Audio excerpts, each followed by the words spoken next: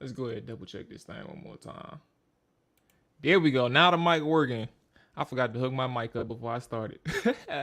Good morning, good morning, good morning. Wait a way to start the Friday show. Look, I'm over here geeking, man. We got a game tomorrow. We had games last night. Everything, man. So listen, before we get started, you know what time it is. It's time to wake up. The Washington Commanders morning show starts right now.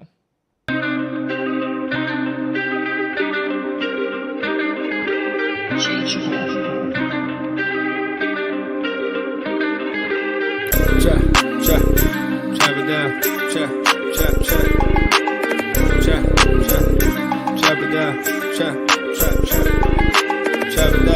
chop it down, chop it down, you gon' chop it down. Chop it down, you gon' chop it down. I just appreciate everybody Down, watching. set, Man. Watch him throw the ball, we gon' pick it off. You gon' let him hit the hole or you gon' cut it off. You gon' play through fourth and long or you gon' punt it off. Your defenders, heavy hitters, put your pads in. Don't be looking for the ref to throw no flags in. Keep the helmet on, keep the cleats tight. You the type to want to win by any means, right? You should look alive, this is Trap or Dive. Wake that ass up. Let's go. Let's go. Good morning, man. Good morning. How's everybody doing? Welcome to another Washington Commanders morning show. I said wake up and woke my dog up. She supposed to be knocked out right now. I ain't got time for her. Hey, but look, man, we got football on, man. How y'all feeling? Y'all excited?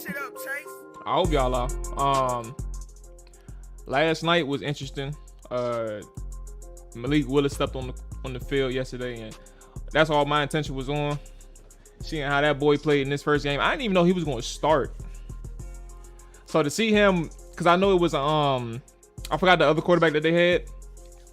But listen to my guy Rye, who is supposed to be all things Titan. I don't even think he knew that Malik Willis was supposed to be starting. What up, Rich? Yeah, I didn't even think Malik Willis was gonna be starting, man. So I don't know if you all saw the game. I didn't get to see the whole, because I left where I was at halftime. So by the time I turned the TV back on when I got home, it was started the fourth quarter. So I actually missed. I didn't even know Malik Willis stayed until the third quarter, man. So I was excited to see his game. I don't know how y'all felt. Look, one thing's for sure, you ain't gonna be able to match anything that Malik Willis got going on with his legs. That touchdown that he had, that wasn't no design. I don't think it was no design. I think he just rolled right. I don't know if you all saw it. Matter of fact, let me see if I can pull up these clips. I don't know what the rules are with like how the NFL does things and showing their stuff, but I'm sure they had the Malik Willis clips on this thing. Let me take a look. Oh yeah, here it go. Yeah, let's take a look at this to start the show. Let me load this thing up right quick. Mute this thing. Hold on, mute that, and share the screen so we can take a look at that boy. Take a look at that boy Malik Willis, man. That was my guy. There we go. Okay, boom. Let's theater mode this thing. And let me see, 1 second. Oh yeah, all right. Hey, this is my guy, man. I don't know if you all got to see him, but interesting debut. You know, a lot of people are so pressed about that man's footwork, and I understand it, right? But sometimes there are quarterbacks and players that's just unorthodox. Like if the job is done, yeah, it ain't much you can really say about that. This one was the wildest one. I don't even know it. It was a terrible decision altogether. The receiver failed, so it didn't even help him. But I don't even know why he made that throw. That was probably like the one that I saw. That was probably like the worst decision that he made. And for him to make that, for people to overanalyze anything for somebody's first game ever, whether it's regular season or preseason, that's interesting. And how they would, do that to Malik. But look, come on, bro. He a dog. If there's one thing that he can do when he get on the field, use his legs. That's going to be unmatched, whether it's pro or college. It don't matter who he up against. So, like, people are criticizing that, like, jump throws. Like, it is what it is. That's what he do. And until he can settle down and use and stay with the base, a good base, find that base that works for him, then, who knows. But, like, that one right there, Another unorthodox throw, but it was on point. Like, what is there to fix if it's accurate? Like, come on. But yeah, this was my guy, man. I don't know how y'all felt about Malik. There were some other people that played yesterday. Like, I didn't know Bailey Zapp was on the Patriots.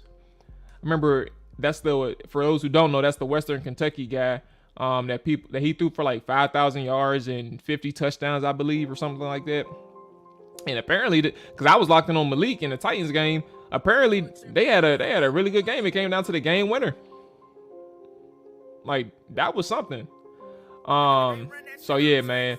Malik Willis, that was something that I was really looking forward to yesterday. And I don't know how y'all felt, bruh, but I was counting down. I was counting down the clock like it was my game time. But that's just traditionally what I do. Like, look at that bomb. Come on, man. Now, I don't know what 25 was doing. Did y'all see him right here? Like, what? I don't know if he was crashing down on this guy right here, but that boy, he looked lost. He was in the middle of nowhere. Hell yeah, man. Hell yeah. Come on, bruh. All right, so I don't know. But back to Bailey though. He said he thought Malik did well. Gonna do some big things eventually, I believe. Do you think that Malik Willis can start this year? I'm not gonna lie to y'all. I think the important thing with the Titans, and when we talk about rookie quarterbacks, especially if he gets promoted to QB2, because I believe, again, I'm listening to my guy Rye. Rye's on the all 32 side of Trapper Live. I think, like, when you get promoted to QB2, which eventually I think he will, all it takes is an injury away. And the defense ain't going to be able to account for, like, what he'll bring as a runner. Now, that one was, you know what I'm saying, it is what it is. But I just think that, like, that element is something that's special with Malik. And if he ends up having, like, 12 to 13 carries a game and they're running QB power, you know, he'll be able to manage that. So we're going to see. My man Tyler said, nah. So you think that, so what's your opinion, Tyler, on Malik Willis, though? I'd like to know that. And then my man Alex checking in on Twitch, bro. What's going on, big dog? How you feeling? Hey, talk to me. How y'all feeling about the Commanders, man? I'm just warming things up. I had to see the full highlights from last night because I missed some time that Malik Willis played in. So I didn't even see the 2-minute situation. I just thought about that. My bad, y'all. He said they'd be too limited offensively this year with them. Well, I mean, look, Tyler, they already limited. If you put the run game together with Derrick Henry and Malik Willis, I don't think, look, they already running it 60% of the time. So, like, I don't know to what degree they're gonna be limited. You could put 8 in the box. I still don't think they're gonna be able to stop Derrick Henry and Malik. Shit, get that man 13, 14 carries. My man Alex said Malik good. And then Tyler said you like him, but he not ready to ball yet. Hey, you never know, bruh. Put him in that situation, big dog. But I understand it. I think that he can be a year one starter, first year starter. But I think the Titans have the right intention because he went to a good situation. Like, it wasn't like a QB needy team. So when I looked at Malik Willis in like April or March, I thought that, like, if a team were to draft him that didn't have a quarterback in place, then it wouldn't be a big problem. But I think the situation that he's in is actually even better. I think that he can sit for some time, like you said, Tyler. Let him learn some things, and we can get things going that way. Like, I'm interested in seeing how things play out. Now, again, like I said, I think that they're a quarterback injury away from starting Willis. But, you know, I'm not going to sit here and say that Tannehill isn't better. Like, I think that right now we all fiend from a fan standpoint. If you have that young quarterback, that exciting prospect, like Kenny Pickett is interesting, but he's not exciting. Mac Jones last year, you got him in the first round. He's not interesting. I mean, he's not exciting, but he's interesting. He's intriguing. He's a smart guy. Malik Willis is that spark plug. So when you have those type of quarterbacks, of course, from a fan base perspective, putting yourself in the Titans' shoes, putting yourself in the Titans shoes, you're like, oh shit. Yeah, man. I don't care what Ryan Tannehill does. He throw one more goddamn pick. He about the dough. He about the dough. So I get it. Like, Titans fans is gonna be geeking for every single opportunity that Malik Willis will have. And they want to see more and more, and they're gonna feed the beast. The coaches are when they put Malik Willis in the game. So I think Tannehill is gonna be a solid option for him this year. I agree in that aspect. And we'll see, man. We'll see. You never know what they do when they get the game reps. Adley said, I think the Ravens might be the first team in the league to have 3 black QBs on the depth chart. That is interesting. And you know what's crazy? 2 of them play just alike. Like, RG3 was there in 2020 and I think 2019 as well. But RG3 don't play like Lamar. But to your point, Alex, like, I don't know about the last guy. I didn't get a chance to see him like that. But we know about Huntley and we know about Lamar, and they play just alike in terms of play style. My man Rich said, I think he could, but I think he leaves at least half a year to watch. Funny thing is, everybody's in awe when Mahomes do the weird throws. Is that Mahomes don't even have a consistent base like that. I mean, he's clearly better, right? And his base, and I should be more specific, Mahomes does have a good base when he actually sets his feet and things like that. But I'm saying he has a lot of off-platform throws. Like he does it often. So I agree, man. I think a lot of people harp on that, man. And when you, like, if it works, it works. Like, it's hard to correct some things if that's just how you play, if that's how comfortable you are. Now, if it's something where it's negative, where it's like continuously leading to bad plays or turnovers, then clearly, it's a detriment and it needs to be corrected. All right, you tripping right now, buddy. You tripping right now, buddy. Let me see if I got some tape of Malik Willis, cause I'm about to show you that right now. I already look, I done this before. How did I find all those clips last time? Give me some time. I'm about to pull these things up right now. Is it capture? Nope. I had all these videos yesterday, but I couldn't, and I found those on accident. All right, this PC videos, captures, where are these Jones at? Is it documents? Nope. Pictures. There we go. Video projects, baby. All right. Now, where's Malik Willis at? I got the Carson Wentz Jones in here. I got Drake London. Oh my goodness. I didn't even see these until the here we go. All right, bet. You talking about he ain't that dynamic of a runner. Hold on. Let me go ahead and get some of his runs together. I wish I named him. Oh, I did name him. Okay, bet. I named some of these. All right, so this is a lot of, that's Malik. I didn't name all of them clearly. All right, well, let me find a couple of them. I don't want to add all these clips to the stream. And all right, so let's start with, which one is this?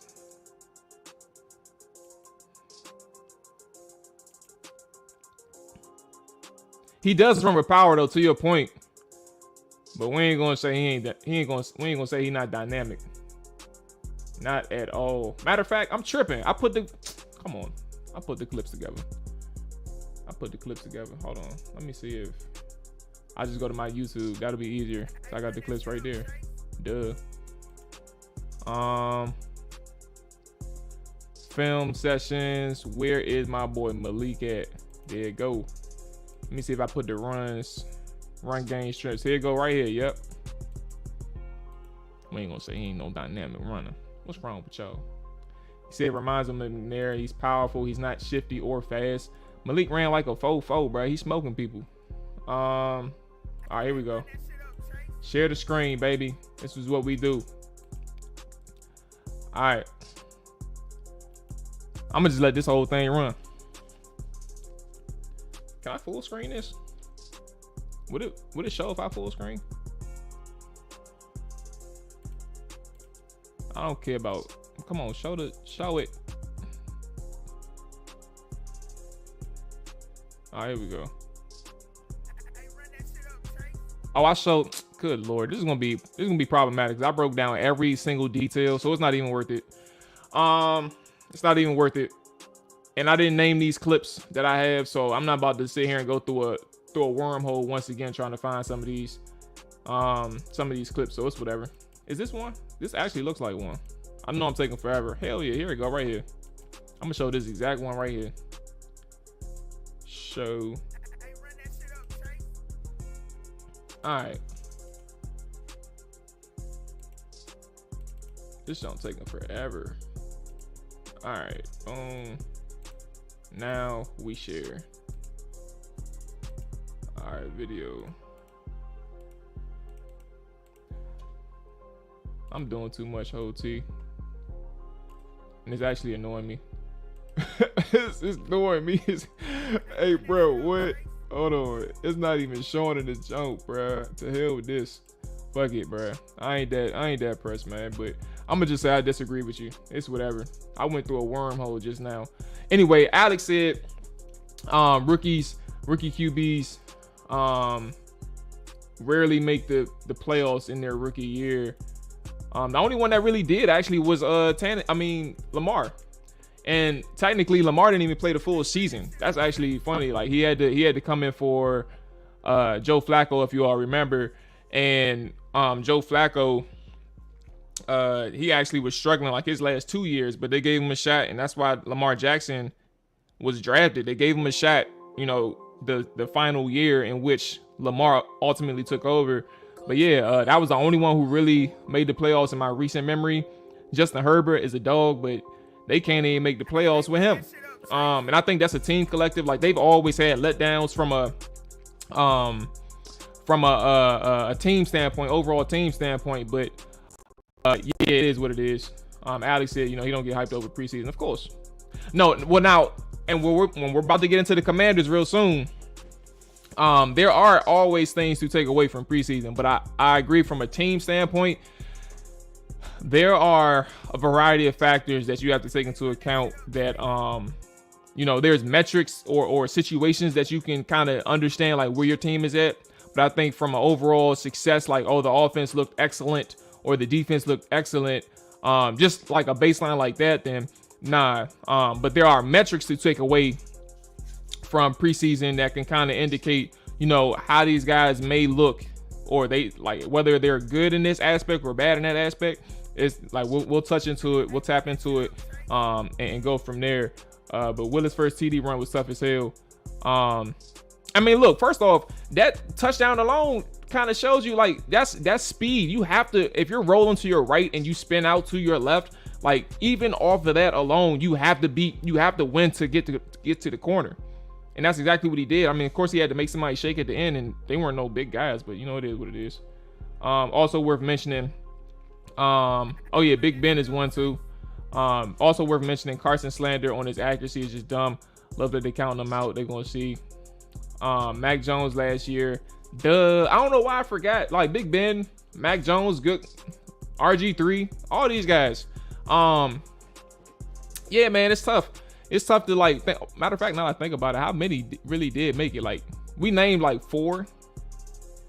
Who else as a rookie really made it?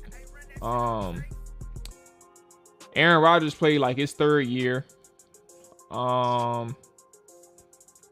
Yeah, I don't know. I think it is. I don't think it's that many rookies that really make it. That's interesting. But those are some interesting names. Those are some quality names. Okay, listen, let's go ahead and get into the Commanders talk. But yeah, I was just geeking to see my boy Malik last night, and I'm looking forward. I'm gonna be locked in all preseason for real, because that's when he's gonna get the brunt of his opportunities. I don't really see Ryan Tannehill being utilized that much either. Neither Derrick Henry, but they ain't got nothing to do anything. But yeah, I want to see how Malik plays this preseason, because if they're comfortable moving him at QB2, which they'll ultimately do, I believe, then yeah, we're going to see some things. Okay, here we go. Let me get the administrative item out of the way before we go ahead and tap into some Commanders talk.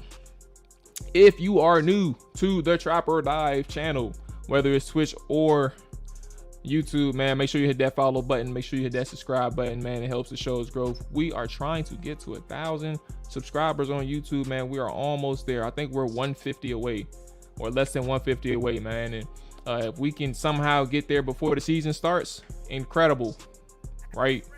But yeah, man, we're still climbing. We're still climbing, man. We're trying to do some good things over here.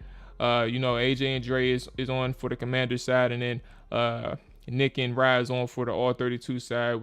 We got some things going on over here to trying to, you know what I'm saying, bring some entertainment through the shit that we love to do, and that's talk ball, talk Commanders, talk NFL, all those things. So yeah, that's that. Later in the show, matter of fact, I always do this. I'm about to open it up right now, and it's going to be open throughout the entire of the show.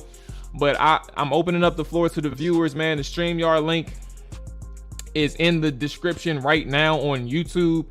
But I will also send the link into the chat right now for everybody that is on Twitch and that is on YouTube in the same vein. So there we go. Link is in the chat. Oh, Lord, Tebow. No bullshit.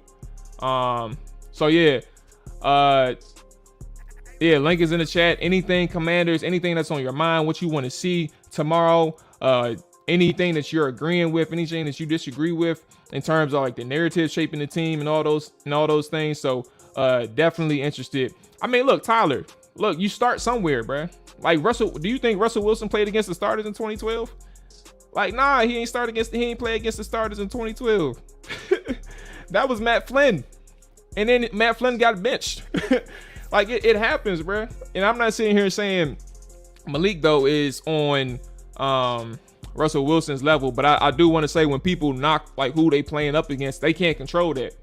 But if you dominate in the competition that you up against, then that's something else, and that's what Russell Wilson did. I'm not sitting here saying that Malik Willis dominated last night. He didn't. But in that same vein, when you talk about quarterbacks, bro, or even other pieces or other players out on the field, bro, it is what it is. Like you can't control that. You just can't. Tebow, all based off strong run games. Did Tebow go as a rookie? He did. What's going on, Hawk? How you feeling? How about them games last night? Yeah, we were just talking about that. We had like a 20-minute discussion on on Malik Willis. That's what we just talking about, a 20-minute discussion for real. I'm not making a big deal out of average performance. That's the funny thing. Like how if I clearly outlined that I was excited to see Malik Willis play, I don't know how that's making a big deal out of anything. And I said he was okay. Like I said he had some things to work on. But I think if he's on the field as a runner, I think that offense can be more dynamic than what Tannehill provides, because they already have a run strength in Derrick Henry. I don't see how I said he's an elite player. Like I'm just breaking down the fact that I know that he's better than what you're giving him credit to. You said he's not even an elusive player. You said a lot of things that were incorrect. I don't get it, or a few things. I'm not gonna slice it. So it is what it is, bro. All right. I'm not going to the game tomorrow. I'm actually be in Baltimore. Matter of fact, I think you know Montel. We all went to the same school. So I'm about to kick it with the boy tomorrow. And we about to watch the game out there. So that I don't know. It's kind of weird that it's a 1 p.m. game. So it's interesting to see how that plays out. But yeah, I'm not gonna be in the FedEx Field, John. So it is what it is. And Willis so flashes what he can be. As a coach, that's what you want to see. It's a step in the right direction. What running team wins anything in the NFL? I mean, the Baltimore Ravens compete consistently year in and year out, and they run a power-based offense. Greg Roman, I don't like his scheme, but it's effective. And when you have the right pieces in play, it's effective. It is what it is, bro. Earlier in the year, I was on board with getting Tyler Huntley. That's because he cooked our ass last preseason. That's what it was. But nah, and seriously, he had a good run last year when Lamar was out as well. So he was exposed in terms of he was exposed with on the pro level in terms of playing with the ones because Lamar Jackson got hurt. So it was good to see how he played in the regular season as well. And I think he held his own. A lot of people actually was on board with Tyler Huntley, but we all got introduced to him when he cooked our ass in the preseason. We got smoked. That shit was crazy. He said I think he would have been cheap. Oh, for sure. He would have been cheaper than he would have been cheaper than Wentz. So, but that's awesome also because like he hasn't really proved himself in the NFL too. So like, would you have taken Huntley over Wentz if you knew like both of them were free agents? Would you have taken Wentz or would you have taken Huntley? I would have took Wentz. I ain't gonna lie to you. I wouldn't have taken Huntley. I wouldn't take Wentz in real time. I wouldn't have took Wentz on the deal that we took him, trading multiple picks and taking on a $28 million cap hit in the moment. I wouldn't have did that. But if they were both free agents, knowing that you can sign one or the other, I wouldn't take Huntley. So that's kind of where I'm at. Ultimately, bro, at the end of the day, man, look, I think there's layers to the conversation. So like when you talk about the Ravens, bro, and the fact that they have to run or pass the ball, like it's a nuanced conversation, bro. Yes, they have to pass in the next level, but I don't think it's all about the fact that they can't do it. I think it's a layered conversation, and if the focus is on being able to run the ball, you have to compete. Like they did win one playoff game.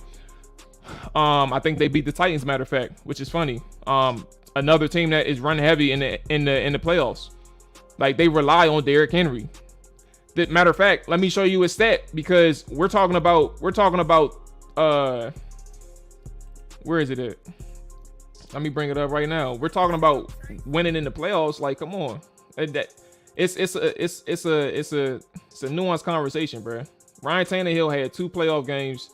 And what year was it? 2019. He had. Let me bring it up. The game logs. I'm gonna show this joint right quick. Game log 2019. All right, here we go. All right, let me show you what this say right here. And you tell me if teams who run the football heavy in the NFL can't win when it matters. Ryan Tannehill in the 2019 season, he had 2 games where they went 2-0 and he threw it 15 times and 14 times. And guess what? The game that they won, the game that they lost in the championship game, he threw it 31 times and they lost. So like it's a nuanced conversation, bro. And when your run game ain't really working like that, or if you have the right pieces in place from a defensive side that can stop like Derrick Henry, that's something. Like it's a nuanced conversation, bro.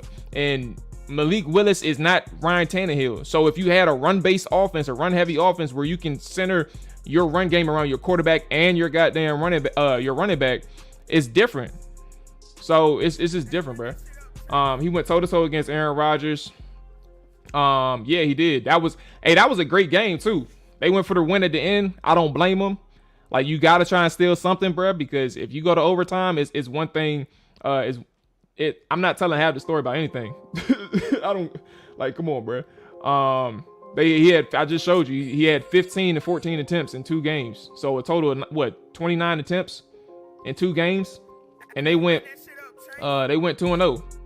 Like it's just that simple. Yes, you have to take advantage of those opportunities. Like you making the right throws, you're hitting on something, the bigger plays, bro. It is what it is. Yeah, they was putting points on the board, exactly. But at the end of the day, when you have to pass it, you ask, what did you say? What happens when they have to pass the ball? Like it doesn't matter if you can establish the run. It's all about how you win, bro. It's all about how you win, and if you can stick to that in the playoffs, then you can go far. They went to the championship game. So again, it's whatever, bro. It's whatever because we getting sidetracked anyway. You can also get on the show. Like the link is in the chat. The link is in the chat. Okay, so what are we trying to see with the Commanders tomorrow? Now I know with Ron Rivera yesterday. I'm looking at the wrong one. What's today? August 12th. I'm over here looking at the August 9th transcript. I thought I had it up. My bad. So Ron Rivera said a few things yesterday that was interesting from a personnel standpoint. We know that the starters are going to play 15 to 20 snaps, and that's good. We know that Curtis Samuel is going to be playing, which is incredible. Chase Rouillet is not playing, but I think the important thing to take away is not necessarily how is that Curtis Samuel is playing, honestly. So a running O isn't scoring points. That's not true. That's not even a logical conclusion to come to. Come on. You can score points running the football, bro. It's not that hard. But yeah, that's so Curtis Samuel is playing, and I don't even think that's the main takeaway, because if you understand, like, if the starters are playing 15 to 20 snaps, especially on the offensive side of the football, Curtis Samuel, who's dealing with conditioning, I can see him stretching to like 10 plays, but I probably see less than 10. So that's good news to see that he's going to play a game. But in terms of takeaways, I wouldn't even sit here and tell you right now that I'd be excited or looking forward to seeing him play, him in particular. So he says he wants a touchdown capped, and this is what we're about to get into right now. So Rivera said on the offensive side of the football on what he wants to see from the group. He wants to see consistency in the huddle, breaking the huddle, getting to the line of scrimmage, and being successful with the plays that are called, operating things, doing things well. We want to get all kinds of situational football going. We would love to see some third downs, red zone stuff, obviously, and then some short yardage and goal line situations. You hope for that in your first game. You target somewhere 15 to 20 plays and have a nice drive somewhere about 8 or 9 plays, stuff like that. So here's my thing, fellas. And I know you all watch, for the most part, you all watch the Tuesday shows with the crew. And if y'all remember, or if you don't know, I had a conversation with Dre, and I told you all about Carson Wentz, right? And matter of fact, I did this on the Wednesday show too, the Commanders Morning Show. My thing was, it was never about Carson directly into, let me bring this up for Alex, because Alex brought up something. Where is he at? Let me go down. Let me bring it up on the screen. Here we go. So Alex brought up, it's worth mentioning, the Carson slander on his accuracy. It's just dumb. Like I mentioned, like the inaccuracy part is something, because I think people get carried away with trying to say that somebody's inaccurate or like hype up a narrative and drive into a narrative. And I think that's dangerous, because simply because I think some people don't, and not in I always preface this because it's not meant to be disrespectful. I just think sometimes people don't know what they're seeing, and what I mean by that is they don't know like exactly who was at fault on the play or what the quarterback was thinking. Like when you're looking at things live, you don't have a replay, and that part is kind of what messes people up. You don't have a replay in your head of what exactly is going on, so it's dangerous to say that. But if you keep seeing something, or maybe you're driving in on something, like one thing, you want to make sure that all the attention is on you. You're going to blow it up and saying like, this guy's ass, or he can't hit a stale target if he tried. Like, exaggerating, but you get the point. Sometimes people don't know what they're seeing in real time, and it kind of messes up exactly what the truth is. But what I say is, when I mentioned on Wednesday and what I mentioned Tuesday night, remember what Ron Rivera just said. You want to see them operate in situational moments, third downs, red zone, short yardage, goal line. All of that is important. And I brought that up to you all Tuesday and Wednesday when I said, it's not about Carson Wentz's inaccuracy, but if this offense continues to look inconsistent, contributed to, by part of, that's better to say, by part of Carson Wentz's inaccuracy, and then just the offense not clicking together from a start to finish standpoint. If that is the case in preseason games, that's the problem. It's not the fact that Carson Wentz is just inaccurate. Nobody, like, in practice, it is what it is. But if what they're seeing in terms of a offense that's not necessarily in flow, in sync, those are takeaways that you take from a preseason game. Those are situations that you take from a preseason game, and you want to see these guys convert on third downs. You want to see these guys extend drives. You want to see how effective they are on the plus side of the field. Like, that's what I want to see from an overall unit standpoint. I want to see how these guys operate on the plus side of the field. That's what I love to see. If these guys are looking like last year, where everything looked terrible after they got inside scoring range in the preseason, that's something that you monitor. So That's exactly what I'm looking at. I want to monitor exactly how they're doing in these type of situations. So here we go. The obvious thing is Jahan's play when it's live, but I'm excited for Sam Howell and Brian Robinson, seeing what they look like. You brought up some good things, man. Hey, almost at 1K, bro. We talked about that. Almost there, bro. Almost there, man. Hopefully we can get there before the season start, the regular season start. But yeah, almost there. He said he want to see Carson connect with all 3 receivers. To your point, though, Alex, you mentioned Jahan. So I don't think Cole Turner's playing. I don't know, but I don't think Cole Turner's playing. And if he does, I think similar to Curtis, he's on the less than 10 side of the snaps. I don't think he's gonna be playing that much. Because he's a starter right now with John Bates, in and out of the lineup due to health issues. And then obviously Logan Thomas, he is not playing at all during the preseason. He's starting off on the PUP list. But you say you want to see him connect with all 3 receivers. I think that's important. At least early on, because you mentioned Jahan. And I think what they're going to do with Jahan, similar to like a lot of first round picks, they're going to make sure that they get him a touch or 2. Like last night, I don't know if you all watched the full game with Malik Willis and what's his name? Treylon Burks. They gave Treylon Burks the ball with a direct handoff. Like, that's the way that they got him involved. They got him involved with a direct handoff. So you're going to see Jahan Dotson get the ball in some type of way. They're going to target him with a schemed up play, whether it's a quick one, whether it's a shot play.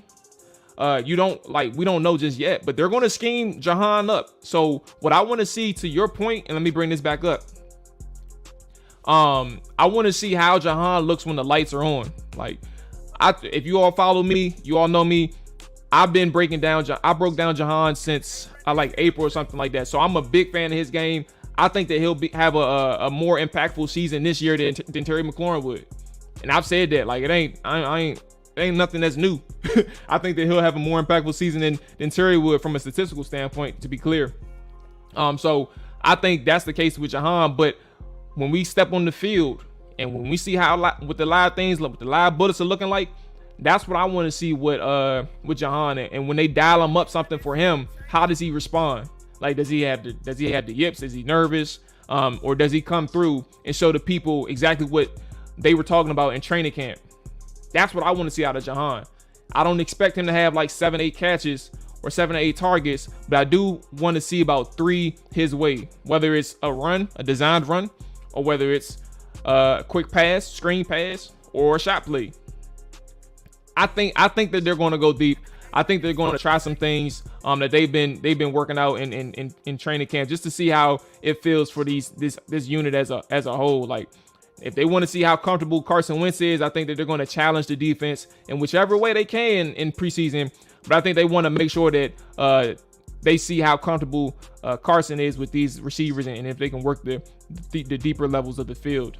But back to, let me actually catch up on some of the comments, fellas. My bad. And I'm going to go back to, because he has a couple things in here. Alex does on some of this stuff. So, yeah, almost agree with you. Now, it's something to follow again, but I'm in agreement with you, obviously. 3 and outs, lack of execution in red zone. If you're kicking field goals in the red zone, that's one thing. Like, if it looks inept, like if it looks like everybody isn't on the same page, like, I understand 3 and outs happen. And maybe something fluke happens, like a drop pass or something. But in terms of, like, if you look inept in the red zone and scoring range, then that's something that you have to pay attention to. That is a storyline that you have to follow, and things like that. Red zone offense is what I want to see for sure. Me too. We're going to touch on tight end. We're definitely going to touch on tight end. And then I heard Turner and Bates aren't going to play. Okay, so Turner, let's scratch him off the list. Bates, let's scratch him off the list. That actually bumps up one of my guys that I'm actually looking forward to seeing. And if you all remember, I touched on one person about the performance at FedEx Field and what made him stick out to me. Moving to the defense. Okay, we're gonna get to the defense, so I'm gonna skip past that one. I think we're gonna game plan a little with the starters. Probably just like a personal, probably like one play dialed up for Jahan. Maybe one play dialed up for Curtis. Who knows? Just to see what he looks like with the ball in his hands. Or maybe they just want to get get his wind under him. Who knows? Linebackers. Oh yeah, we're gonna touch on defense. My bad. So we starting off with the offense, by the way. So I'm gonna circle back to you, Hawk, a couple times because I see your comments. It's important for them to get that live action. It settles the nerves, sees how they're playing with real consequence, all facts. A dog. Hey, was that last year when he did the he sold the drag route and went up down the seam on the and split the cover 2 safeties? Was that the like the 70, 80 yard touchdown that he had? Everybody hyping up B-Rob. I want to see him do well for sure. Can't remember the first time our O looked smooth in preseason. And guess what, Jay? What happened? What happened when the offense took the field? My bad. I got a brain freeze for a second. But what happened when the offense took the field? When the offense wasn't looking too smooth, just simple as that. When they weren't looking smooth in preseason, what happened when week 1s, week 2s, week 3, all that stuff, bro? Red zone efficiency should be strength. You mentioned Cole not playing, but he's going to be a key part to that. To that red zone efficiency will be top 10. You did say that. You actually said you want to tell the people. You want to tell the people what you said about Cole Turner on Twitter, about what you think, you know, his receptions and stats looks like. So let's get back to your comment though, because you mentioned a couple more people, and we'll scroll down. We'll go to tight ends next. So Brian Robinson and Sam Howell. Fellas, ladies, T, if you in here watching, I want y'all to know something. Sam Howell is my most intriguing player to watch. That is the number 1 guy on my list. And I'm gonna tell you why. Jay ain't gonna like this. It's like, nah, I'm playing. But nah, Jay, back to our conversation with Malik Willis. I touched on it slightly because I wanted to save it for Sam Howell and Washington. But I said, if you're in the preseason, and it don't matter what competition you're up against, you know, if you stand out, you can't help what you go up against. But if you stand out from a performance standpoint, the coaches are going to take notice, and it's going to be hard for them to say, like Cole turn a blind eye to it because of who the other quarterbacks are. So let's think about Russell Wilson, because that's the biggest example that I will forever use. It will be my number 1 example that I will forever use, because that's a guy that I loved in college. So I knew when Seattle came around and he got the opportunity in Seattle, I was like, who the fuck is, I mean, I knew who Matt Flynn was, but I was like, for them, they don't give a fuck. Like, Matt Flynn, sit your ass on the bench, because Russell Wilson too much of a dog, and he was cooking that preseason. It is what it is. But let's get to Sam Howell, because he actually spoke on Sam Howell. Ron Rivera did. So here we go. On what he wants to see from Sam Howell. All 3 quarterbacks will play. Taylor Heineke will come in after Carson, and then Sam will finish up. With Taylor, we will probably get him in into the 3rd quarter a little bit, and we will let Sam finish up. What will really be good, and what we worked on, the last thing we worked on today, I would love to see Sam get a 2-minute situation at the end of the game. That would be really good, or really cool. It will be a really good experience for him as well. He still has a lot to learn. Just consistency is what you're hoping. You're hoping he has some success, hoping he controls things and is consistent with his ball placement when he throws it. So everybody, where I'm at with Sam Howell and why he's my number 1 guy that I'm most interested in seeing is, let's circle back to that 2020 season where he was a projected 1st-round pick if he decided to come out. Just think about that for a moment. Who was that guy that everybody was talking about? Sam Howell. And who was that guy that everybody was talking about when he decided to stay back? They thought Sam Howell was going to be that number 1 guy. So, sure, he probably got exposed. I didn't study Sam when he came out, so I know of what they're saying, but I didn't study Sam Howell, so I'm speaking from other perspectives. When I speak on Sam, I'm speaking from other perspectives.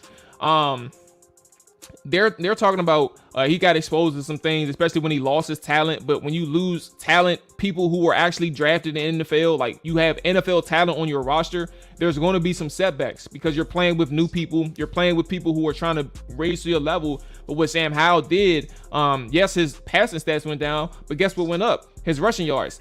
That offense relied on him because of everybody leaving, and maybe they had some injuries as well. I can't remember. They relied on Sam. They said, Sam, if you got to take off, do it. But what we're also going to do, we're going to design you more runs so you can be more impactful for this offense. Yes, your numbers are probably going to go down from a passing standpoint, but we need you.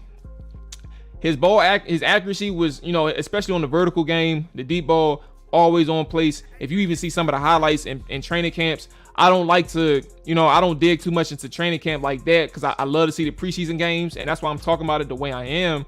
But if you see how he's placing balls in the bucket from his down the field throws, that is something that they're hoping to see from a vertical standpoint with this offense. And then obviously the knock on him as well as being his height, 6 feet tall. We just dealt with a guy in Taylor Heineke, 6 feet tall, that had some issues seeing over his line. But back to Sam Howell, if you were that number 1 projected or first round projected pick in 2020, and now all of a sudden you are that 5th round selection the next year, if you were truly a first round projection, like that's a huge gap. Like from 1st to 5th, that's a huge gap. But if you were that true projected first round pick and all of these teams, including Washington, made a mistake not selecting you earlier, then Washington got a bargain selecting you in the 5th. So what I want to see from Sam Howell when he has that quarter is not like, oh, he's out here in 1 quarter of action. He's out here dominating. But I want to see what that first round talent looked like. And if that first round talent is there, I'm all for it. I will never agree to the fact, like when we talk about Malik Willis, again, he's in a good situation, same as Sam Howell. There's no pressure on either of these guys to step in right away and cook. You don't have to do that. And that also bodes well from a mentality standpoint, because if you make a mistake, a mental mistake, you're not about to get benched. You already 3rd string. You already 2nd string. But what I want to see from Sam Howell is how does he respond when there's no pressure on him compared to last year and the year before that, but there's no pressure on him. The coaches want to see him progress. And now he has something in his ear from a coach's standpoint that it's like, okay, I'm listening to what you're saying. I'm not focused on like being perfect. I'm going to go out here and hoop. I'm going to play my game, and I'm going to take in the coaching when it's needed. I need to see Sam Howell execute from a flow standpoint, getting the ball in and out of his hands. I don't care about him taking off. I don't need to see that. Stay in that pocket, make these throws. And I want to see him in the opportunities that he have, take shots downfield. He's going to have a whole quarter, maybe a quarter and a half to show what he can do. So yes, that's why I think that Sam Howell is my number 1 guy. I know Sam Howell is my number 1 guy that I'm interested in seeing, because if that storyline exists now, there's no, like, if you're waiting over 1 year to play football in terms of a starting quarterback, if you're waiting over a year, like think about Jordan Love. They drafted him to replace Aaron Rodgers. I mean, Aaron Rodgers is a Hall of Fame talent, so it's going to be hard to do that. They want to move on from Aaron Rodgers. But he can't, like, when he gets his opportunity, he can't stay. He's not doing shit. He's not putting up no points. So back to Sam Howell, there is no reason why, if you draft a guy like that with a high profile quarterback in Sam Howell, and he's taking 2 years to get on the field, if that's the case, then that ain't your guy. It's not your guy. I don't think it's going to take that long for a guy in Sam Howell who's projected number 1 to get on the field and showcase that he can do something. So that's kind of where I'm at with Sam Howell in terms of my number 1 guy. And I'll circle down and get some more comments and come right back. Is like the was trash in the beginning of the season. 7 touchdowns. There you go. He said 7 touchdowns, 7 tutties for that boy Cole Turner. Red zone demon, 600 yards. It's all good, bro. All this conversation is good, bro. So that's why I was like, when we get on, like when I send those links into the show, bro, it's all about conversation. I disagreed with you, obviously, but it's all good, bro. It's all good. He said Markin Mitchell is a player that I'm looking out for on Saturday. 19, he just keeps flashing. I'm hearing about Markin. My expectations are low because of where the depth chart is. But I'm open to taking a look at Markin. I'm not gonna lie to you. I really don't talk about him because of that one reason. I am excited to see Sam Howell. He carried UNC. He said if Sam turns out to be that true first round talent, this team is legit set up for long term success. Also have Sam taking the number 2 spot from Taylor this season as well. That'll be interesting because if he overtakes Taylor, which I think is going to be hard to do. It's going to be extremely hard to do. But if he overtakes Taylor, that's clearly indicative of what the coaches think about Sam more than it is about Taylor, because Sam can do more than Taylor if he's overtaking him at the number 2 spot. Okay, so I did see some more. He mentioned Brian Robinson. Brian Robinson is one of my favorites. I did have eyes on him. What do y'all think about Brian? I'll let the comments dictate that one, but I'll go to some more conversations. Red zone offense, we talked about that. I want to see who's going to be a dependable tight end. That's where we are. But tell me all what y'all think about Brian Robinson. In terms of tight ends, we mentioned John Bates. We mentioned Cole Turner. Look, I would have loved to see Cole Turner in this game. And if he doesn't play, it's cool. It's whatever. But Armani Rogers is the guy that I'm really looking forward to seeing right now. Sammis Reyes is who he is. We were excited about the idea of who he was because he was a basketball guy. He was a hooper. We know that he had that vertical leap. We knew that he was strong. We knew that he ran a 4.5 40. And we knew that he came out of Chile, South America, I believe. Either way, I may have been right with Chile. But at the end of the day, he didn't know how to play football. And with that being said, his development, you can't tell what it would be. And right now it's clearly that he's a good run blocker, which is cool. It is what it is. And he still needs to develop as a passing guy or develop a two-way game. And if you're a blocker, cool. Like, it is what it is. Like, there's always roles for blockers, for very good blockers in the NFL. So that's not a knock on Sammis in particular. Hold on one second. All right, there we go. My bad, y'all. So where's that comment at? There we go. All right, so it's not a knock on Sammis, but at the same time, Armani Rogers is somebody I'm looking into at this point because I seen a guy who, one, is making his presence known in the passing game, but two, we are visually seeing his effort in blocking and his awareness in blocking. As a run blocker, I have seen him from the H-back position, which is like kind of off the line, but right behind the tackle and stuff like that. Kind of like a motion man at times. I didn't see him block from that standpoint in pass protection. From videos based on training camp, based on the FedEx Field practice, I've seen that. It looked good. He actually he shut down Casey Toohill, which is the edge guy. So like when you see things like that, that's encouraging. That's something where it's like I'm looking into it and I'm saying, okay, he has something there. He has something to work with. And then on top of that, he's digging out on the second level too. Now he's getting put on his ass by Cole Holcomb, but he's clearing the way for his running backs. So again, I'm giving credit for him for clearing the way. Obviously, he has to improve when he goes up against bigger and he's in the box. Excuse me. He has to go up against bigger guys and more physical guys at linebacker who is not going to take a tight end seriously. Like they don't respect tight ends either. Just like edge rushers shouldn't take tight ends seriously in terms of blocking. But in that same vein, when you understand what your assignment is, all you need to work on now is your technique because your effort is there. And I like what Armani Rogers from a blocking standpoint is doing, but also from a receiving standpoint, I'm hearing that he's just as athletic as the other guys, and he's making plays as a passer, as a pass catcher as well. So Armani Rogers is the one guy at tight end that I have my eyes on, and I think that he's going to be playing a lot in game one, along with Curtis Hodges. But I think he's going to be playing a lot, so I would love to see what type of situations that he responds to well, what type of situations that he doesn't respond to well in the game. I love to see what Armani Rogers is looking like. Okay, let me go through and make sure that we got all the offense taken care of out the way, y'all. Taylor, our all-time backup. He here as long as Scott here.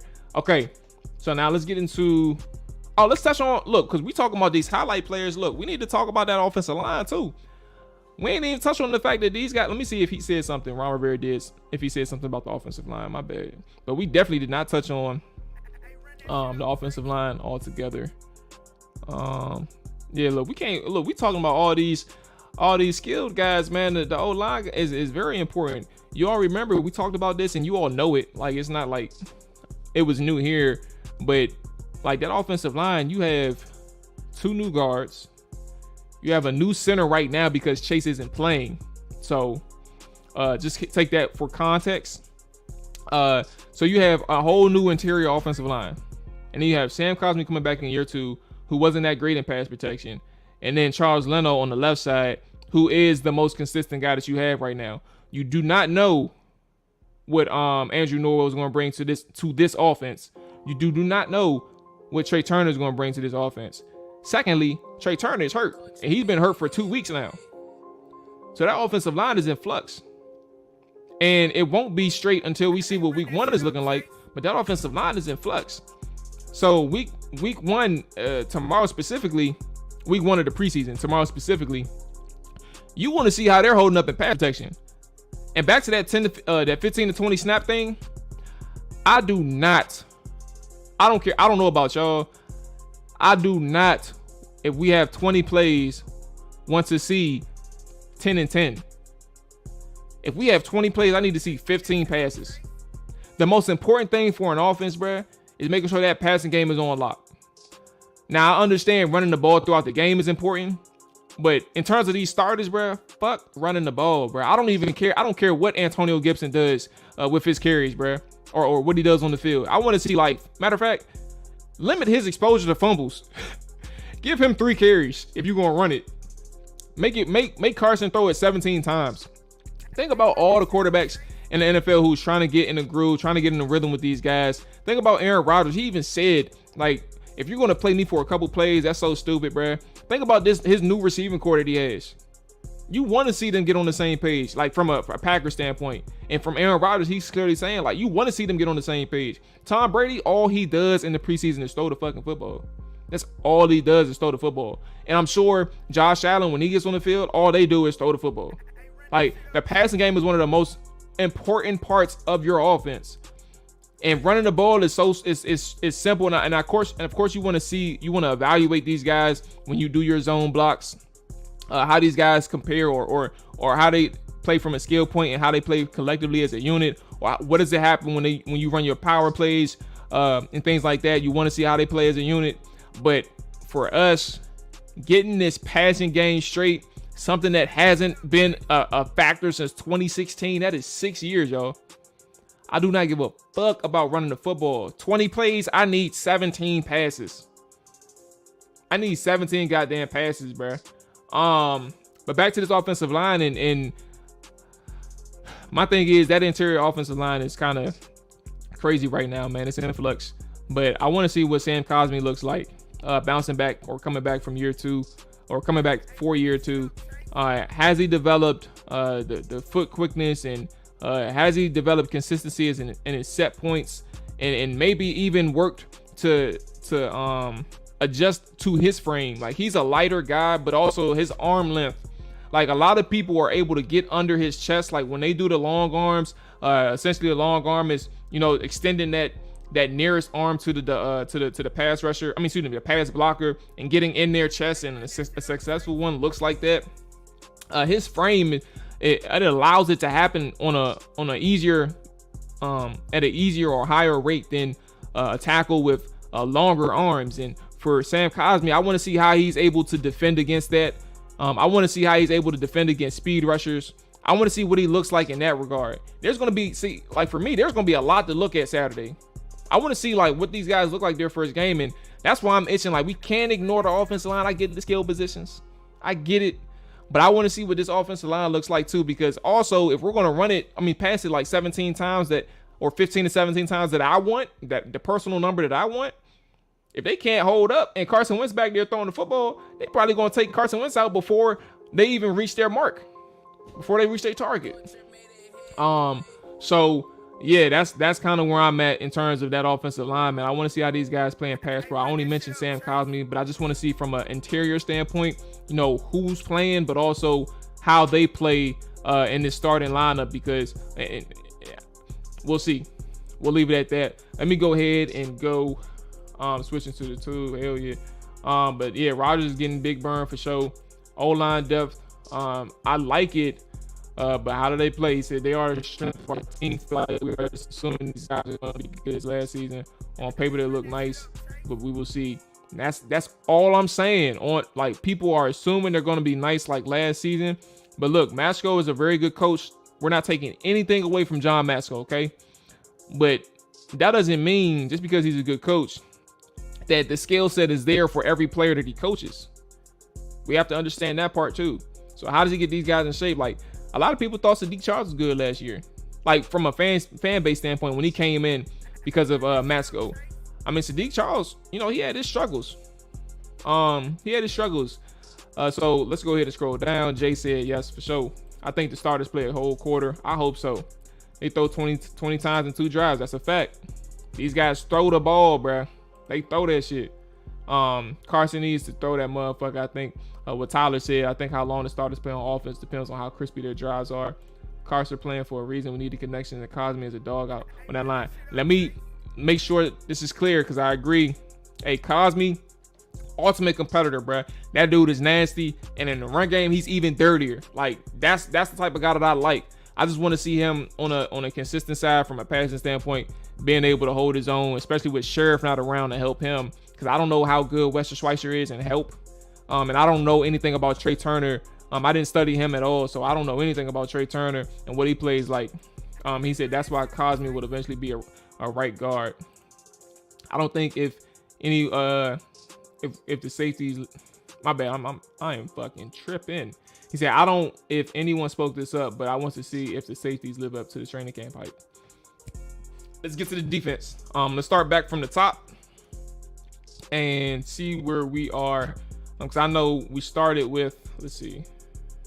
Hit that like button. Matter of fact, let's go ahead and transition, man. Let's take a break right quick. Listen.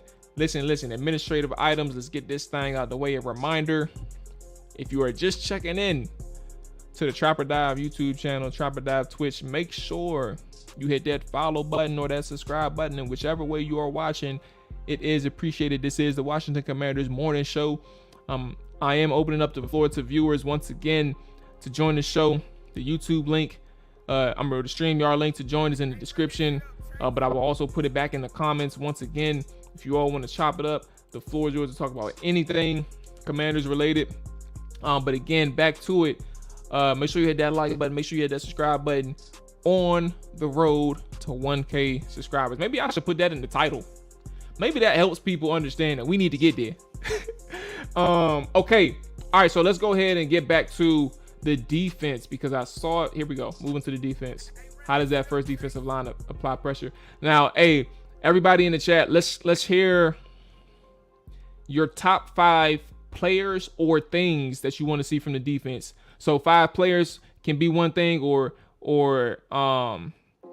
things could be a unit. Like he mentioned, the defensive line unit. What is that? Those 5 players or things that you want to see from the defense this Saturday, tomorrow, 1 p.m. at FedEx. Hey, are y'all drinking? What are y'all having before we even get to that? What are y'all drinking? Hey, look. It's crazy. That's my first thing I went to, man. What y'all drinking, bro? Y'all don't have to drink. I don't know if y'all drinkers or not. And if y'all are drinking, man, what's y'all go to? I'm a Henny guy. I am a Henny guy, but I drink Henny when it's time to turn up. Tomorrow, if I drink, it's probably gonna be bourbon. Some slight shit. It's not gonna be slight. Take that back. Maker's Mark, Basil Hayden. If I do drink tequila, which I doubt I will, it's this junk called Espolón. That has been sold out for months, bruh. That is my shit, and I can't find it nowhere, bro. I've been drinking goddamn Jose Cuervo, that nasty ass shit, bro, and I'm so mad. I only been drinking it because that's the only thing. That's the only other thing I know. So what are y'all drinking, man? What are y'all eating too? Are y'all about to pick out for the 1 p.m. game, or how is this gonna work for y'all? Let me go ahead before we get back into the defense. Let me see what y'all talking about. Jameson on deck. Okay. If I mix anything, it's ginger ale in the mix. Also, shout out to the Jameson and ginger. Jamin Davis. Hey, all right, so listen. Let's go ahead and go down the line. Let's start with the unit that Hawk brought up. Where is that at? Move to the defense. Okay. So that defensive line is going to be interesting, man. I love the fact that they're bringing Warren Sapp out there. I love that Kerrigan is around these guys. And it's important for people to know, from a player standpoint, don't think or automatically go to, this is a player, they know what they're doing. Like in terms of coaching, right? Like, of course they can get pointers here and there. And I'm not saying Kerrigan is a bad coach. I'm saying, like, see what the effect is. See what the impact is from these coaches before we sit here and conclude, oh, they got players in the building, they're automatically going to get better. Like, think about the sessions with Von Miller and Chase Young. I'm not sitting here and say that he didn't learn anything. I just want to see if it translates to on the field. And then we can kind of understand where the credit is going to when the players speak and what they're learning and what they're taking away from these important conversations. But back to this defensive line, I think James Smith-Williams is going to get the starting reps for that defense in place of Chase Young. Assuming he's playing, which I think he will, because they said that he put a couple of good games together. He stacked a couple of good practices together. So I am very interested in seeing what James Smith-Williams look like, but also what exactly is going on from a pass rush standpoint as well. That whole unit, and shout out to, let me go back down. Shout out to Mike Underwood, Shaka Tony.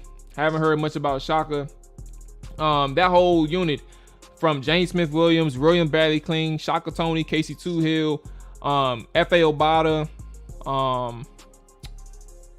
other people that is escaping my mind right now. But you get my point when we talk about these guys.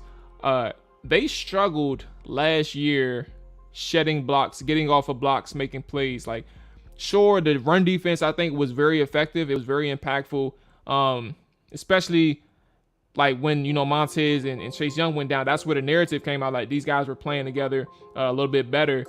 But from a pass rush standpoint, they struggled getting off blocks, man.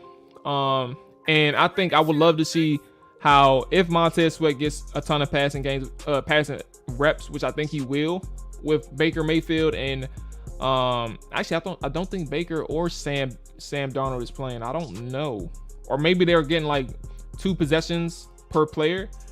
But to the point of this defense, I want to see if Montez Sweat has incorporated a speed rush, an effective speed rush. He wins with power. Once he's able to get in your chest, he'll drive you back. Same with Jonathan Allen. John Allen is more of a rapper, and if he can get his hands on you or under you, he'll drive you back because he's just full of power, bro. And that's his move. He has varieties off of that, but like his staple and how he creates pressure is getting under that guard, whether it's under or around, and driving back, like using that leverage, using that base and driving. But back to Montez Sweat, I want to see if he incorporates a speed rush. I want to see exactly how he's getting off blocks, if he's able to get off blocks, and things like that. And then across the line, Daron Payne, same guy. We talked about this. Daron Payne is a guy who he got washed a lot. I mean, I exaggerated. He get washed sometimes in pass rush. Like he leaves, he vacates his gap. Because it's always important to remember, like, your rush lane always is about your gap as well. It's a gap-based defense, and if you're vacating a gap against a mobile quarterback, that is critical. Like that leaves a hole for the quarterback to scramble. You have to maintain your gap when your rush lane when you're rushing, just as well as you're trying to get to the quarterback. Like, you can't abandon it, and that's probably part of the reason when we talk about last year, these guys weren't playing from a collective standpoint, but also playing individually. It's a lot to do with things like that. So I want to see how he maintains his pass rush integrity, but also is he shedding blocks as well? Like, all of these guys struggled. Daron Payne, he couldn't get off blocks for real. He wins with quickness. And think about this. I want you all to understand one thing. And I'm just sharing my research. I'm just sharing my research. If you have clips, and I could put it out, if y'all want me to put it out, I can, like when the conversation is more important. I can get the clips of Daron Payne sacks last year, and kind of highlight what I'm saying in terms of him being a better pass rusher.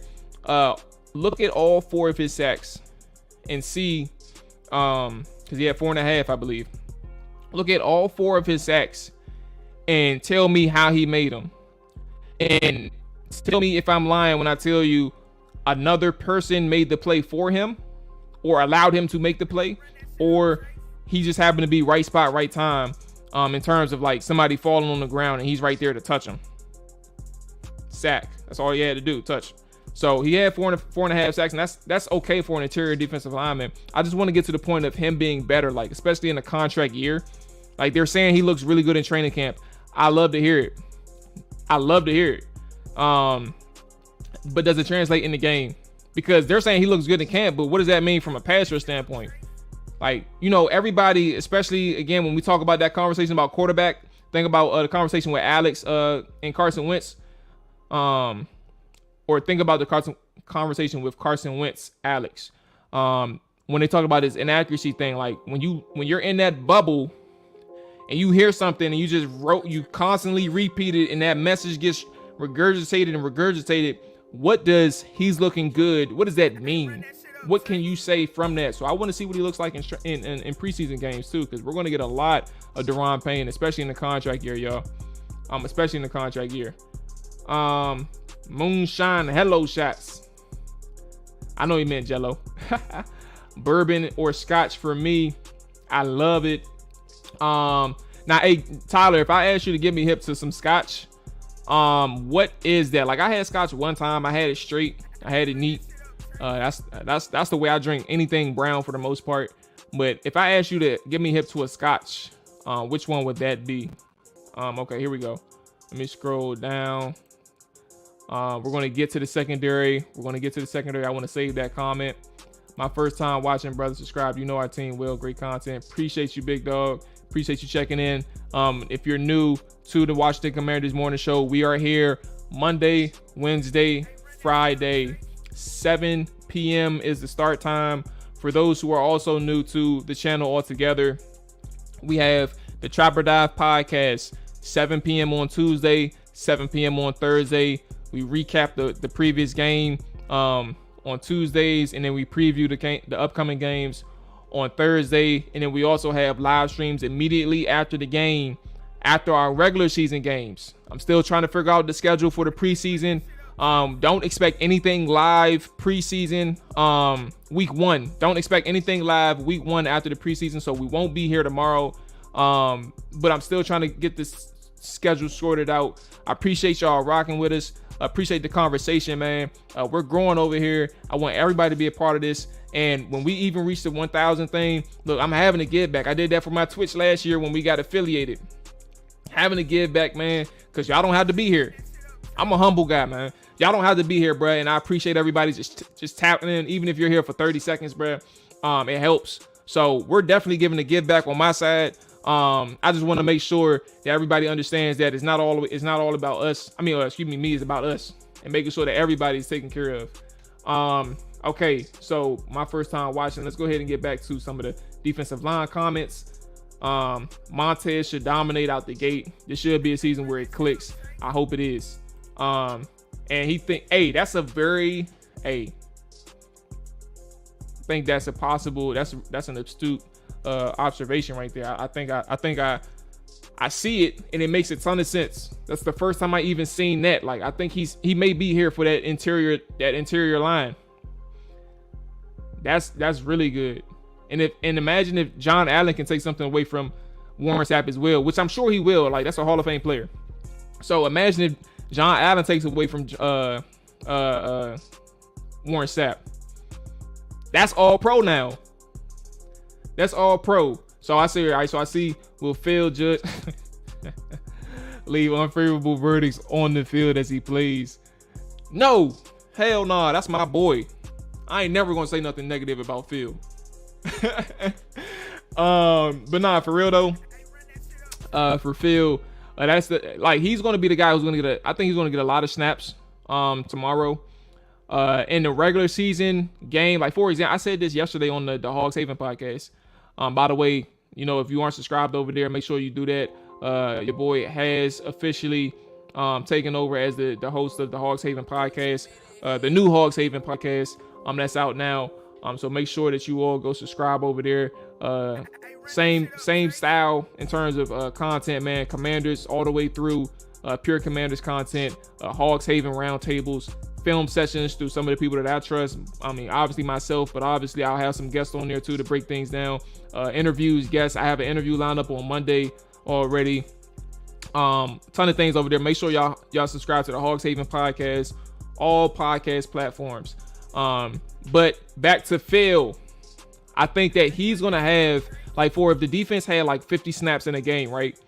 In the regular season, Fedarian will probably have like 20 of those snaps. But in the preseason where a defense has 50, I can see about 30 snaps for Fedarian. I think you can see about 30 snaps for Fedarian. So for me, I would love to see what he looks like as that interior defensive lineman. Is he able to convert like that power that he had in college where he's dominating majority of his offensive linemen that he's up against? Can he dominate or at least hold his own in the pro league where things are going to be much quicker, much faster? And then people are going to be just as strong, if not stronger than Fedarian. Can he rise to the occasion? Is he able to hold his ground, stalemate blockers? I want to see if he can stalemate blockers or even bring a push. A lot of people don't understand it. And again, we're going back to college because this is going to be his first game. But Fedarian had a sneaky athleticism to him. Like, of course, he's 6'3", 6'4", 320-ish. But that man was quick. He had good lateral quickness, and a lot of people didn't understand that when they got him. Like, that's a lot of... I love seeing Fedarian. And matter of fact, let me see. Speaking of... Oh, fuck. Let me see if I can bring it up. I forgot about this one. All right. How did I find it last time? It took me... All right. Let me see if I can find it. I have to... Documents. Desktop. No. Oh, this is about to be a headache. About to be a thorn in my goddamn side. Captures. Nope. Pictures. Oh, video. Bet. Here we go. All right, bet. All right, here we go. Let's see what Fedarian has that I can find quickly that shows his quickness. Oh, I had George Pickens too. I forgot I did him. Fuck all this, bro. It's too many. Let me see. Marginal burst, long arm leverage. Okay, I do got something. Okay, let's see.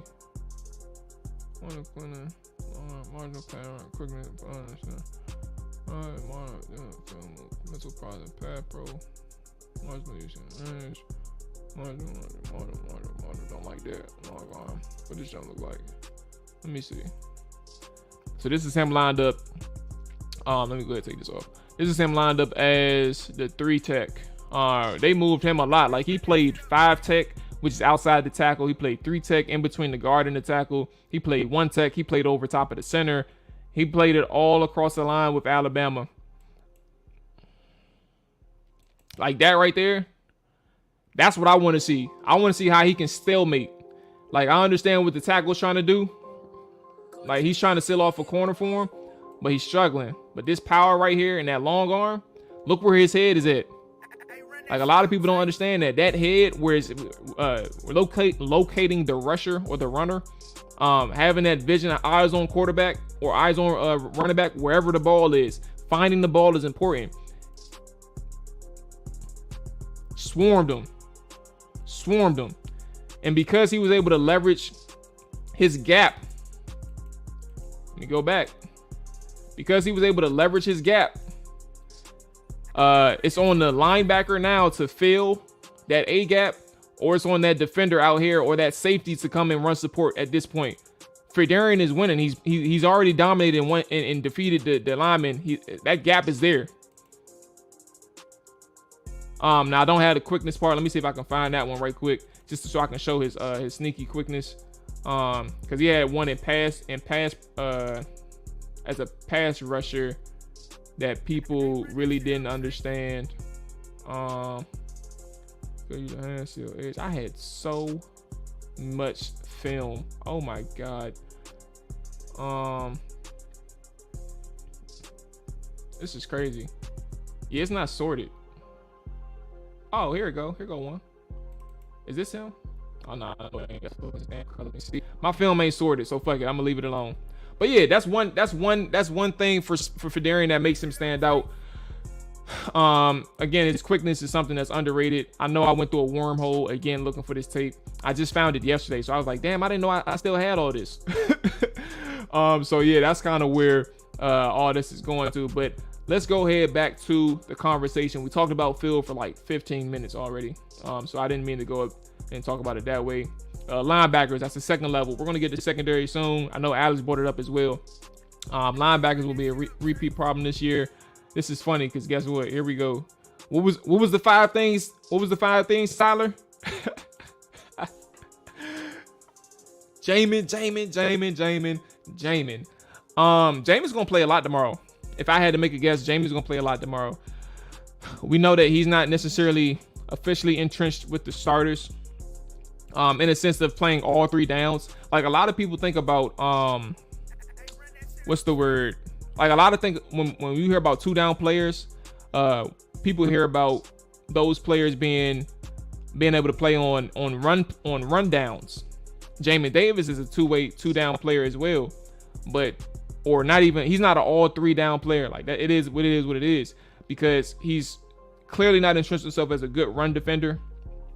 I mean, for your first round pick to be that, when you asked him to be a middle linebacker or projected him to be a middle linebacker coming to the league, that's a problem within itself. It's nothing wrong if you drafted a weak side, strong side linebacker, right? Obviously, he'll probably play weak side, but it's okay if you drafted that in like the 2nd or 3rd round, but you drafted 1st round and you're asking your first rounders to be able to defend against the run and the pass. I don't have too much of a concern against him in pass coverage. Sure, he's had blunders in his first year, but overall, I think he's okay. But again, back to the run defender part, where you're talking about a guy who needs to be on the field to see different concepts from different teams. He's going to be on the field a lot, and I want to see what Jamin Davis looks like from a processing standpoint. Is Jamin Davis playing quicker? If he's playing quicker, it's an indication that he's seeing things well. Is he around the ball? Because if he's playing quicker and he's around the ball, that means he understands what he's seeing. Like the game is not too fast for him. Like it's slower. So are these 2 things happening? Because you can play quick and still not know what you're doing. Like you can be out of position and then ultimately find your way back to the ball, or find your way back into the play. That can happen, and that'll only be shown on tape. But if you're out of position and you're nowhere near the ball, that's even more of a problem. So for me, I want to see if he's playing quicker and if he's processing and he's around the ball. If he's doing that, I'm very interested in what he has going on from a skill set standpoint. Okay, somebody broke the ice. Somebody broke the goddamn ice, man. My guy, Hawk is checking in. Let me go ahead and add the there we go. Boom, there we go. Let me go ahead and turn down this music. What's going on, Hawk? How you feeling? Good morning. Hey, Lamar, man, I just wanted to go ahead. Well, good morning, big dog. How you feeling? Hey, morning, man. Hey, look, one of these days, man, I just wanted to go ahead, come on here and show you some love, man.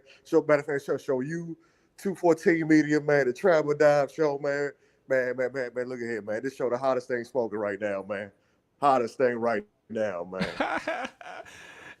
Hey, man, I appreciate the plug, bro. I appreciate the plug, man. Look, ever since you've been locked in. I think since we first started, you told us you found us, and you've been here like for a majority of the streams, if not all of them, bro. Like this shit's big, bro. You know what I'm saying? I just started out like a year ago, so this whole thing is really, it is what it is. Like it's a space where we all need to talk Commanders, bro. So I'm not gonna let you go without talking about anything with the Commanders, man. I need to hear what you want to see on that defensive side of the ball, offensive side of the ball, whatever's on your mind, bro. But I appreciate that love.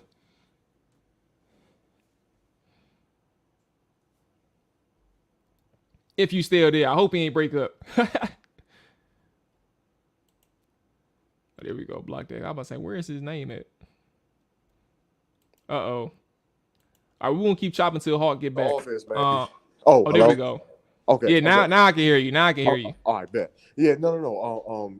Just quick, man. Like on the offensive side, I want to see how Carson Wentz looks. I definitely want to see how newly paid Terry McLaurin looks. Curtis Samuel. You know what I'm saying? And the last thing, like I said earlier in the chat, I want to see a touchdown.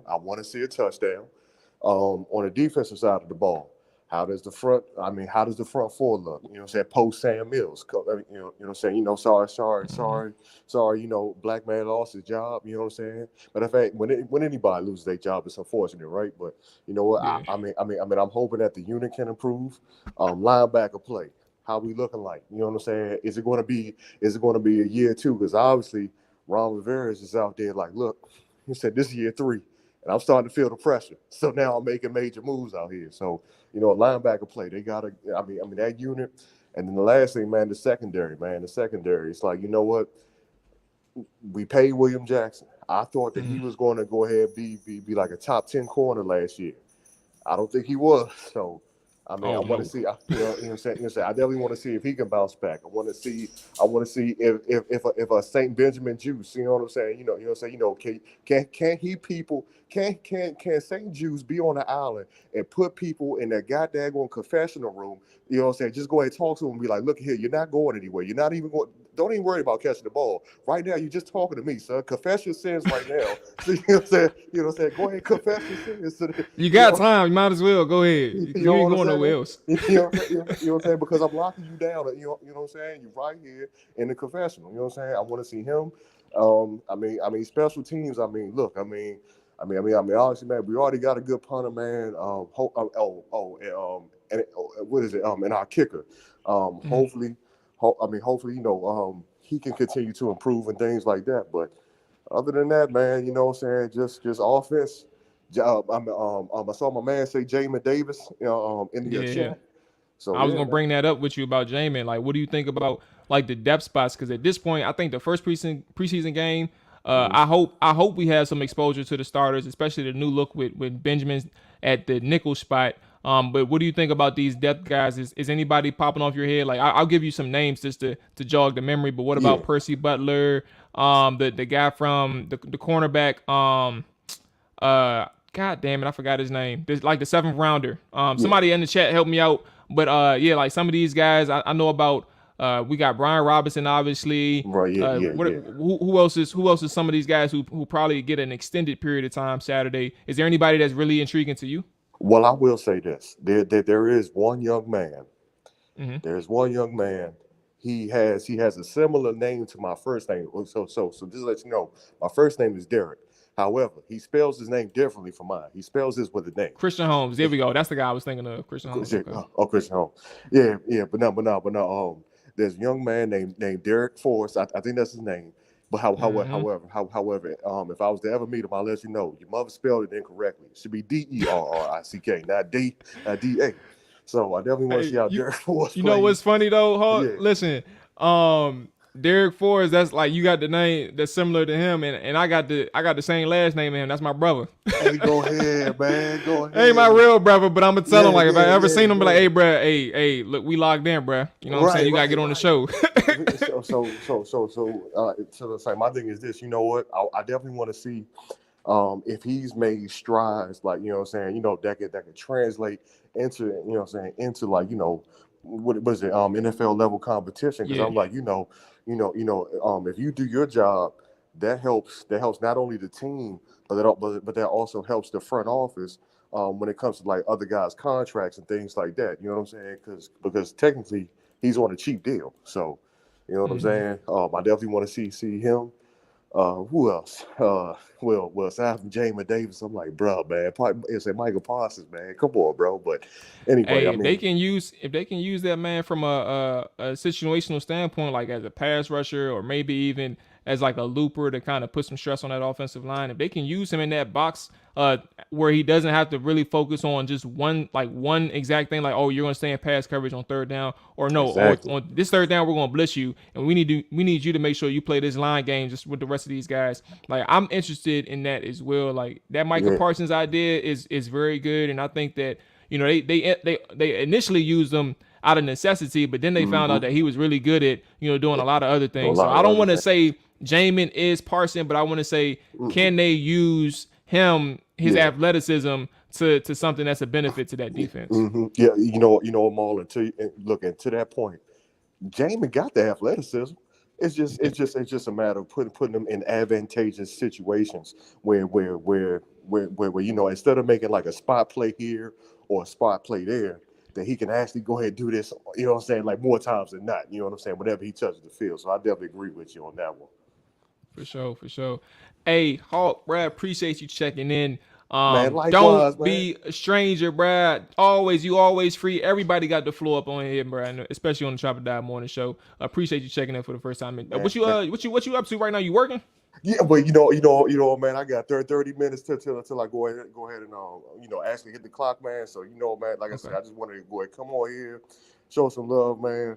Because man, look here, man. Honestly, bro, it's like guys like you, man, my guy Protect from Protect Yeah, Sports Protect. Network, man. Mm-hmm. Yeah, man, a host of other guys. I'm just like, you know what, man. Here's some brothers that's doing what they love, and I love sports, but Lord knows that y'all take you know what, you guys just take it up to y'all take it up to a new level. So I'm just like, I'm proud of y'all, man. And honestly, man, y'all influence me in a positive way. You know what I'm saying? To go ahead, get Hey, out there. So appreciate yeah. that, bro. Appreciate that. That's why I hit that subscribe button. I saw that you had you got to stick with it. Like I know it's not easy. It's not an easy Yeah. thing to say, but I did see you tried to get some things started up on your channel, man. But Yeah. whenever you're ready, just holler at me. I'm on Twitter. I can help. Matter of fact, the Twitter right there. Let Maul tell it on the screen. But just hit me up if you have Twitter. Just hit me up, bro. And I'll be around, man. Any questions you got. I can even help you out, get you situated with your mic standpoint. Maybe what you want to do to record, bro. Whenever you ready. Man, for sure, man. Appreciate it. Alrighty, bro. Be safe, man. Enjoy that weekend too. Hey, look back at you. All right, bro. Peace. All right. So there we go, my man Hawk checking in, bro. Let me play that music back. Here we go. All right. So he said, yeah, Christian Holmes, man. Like, I hear about his physical nature. That's why I wanted to bring him up, because Christian Holmes is interesting from a spot that, if he can fit in as like that fifth guy. Like last year was different. Like we had Torrey McTyer, Jeremy Reeves, which was a safety.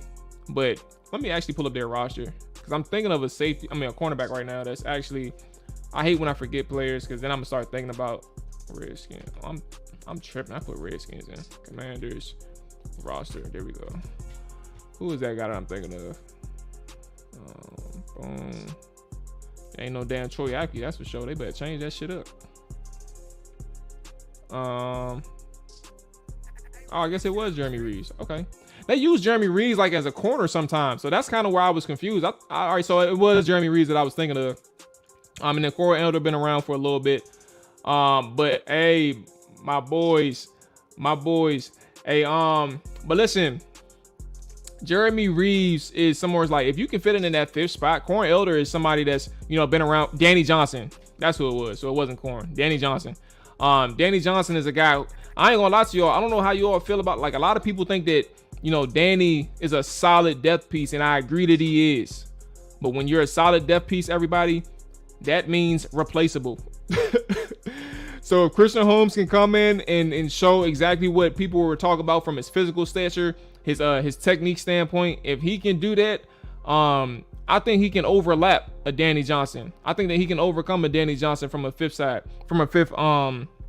cornerback standpoint. So I just want people to be aware, like, when you talk about depth spots, like, sure, Danny is good for your team, but that don't always mean that he's around he can't be replaced.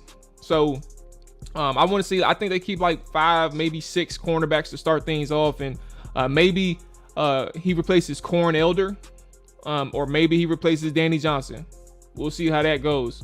Yeah, see, he's the fourth cornerback, like Jay Tyler mentioned. And then Jamin got to tap into that dog.